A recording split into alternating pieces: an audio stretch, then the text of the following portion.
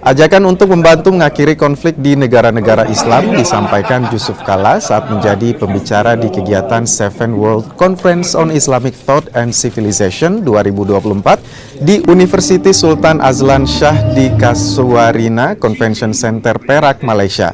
Wakil Presiden ke-10 dan ke-12 itu pun mengapresiasi adanya kegiatan semacam ini sebagai bagian untuk membangun kesadaran agar konflik di negara-negara Islam bisa segera selesai.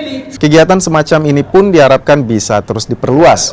Konflik sejumlah negara Islam dinilai telah banyak menimbulkan masalah kemanusiaan. Pertama, saya apresiasi dari konferensi ini karena memang saat sekarang ini dunia Islam sangat banyak konflik sehingga humanity sangat masalah. Apakah itu disebutnya Gaza, sudah Libya, Yaman, di mana saja. Sehingga kita negara-negara Islam, masyarakat Islam harus bersatu untuk mencegah konflik agar kita bicara tentang kemanusiaan, humanity.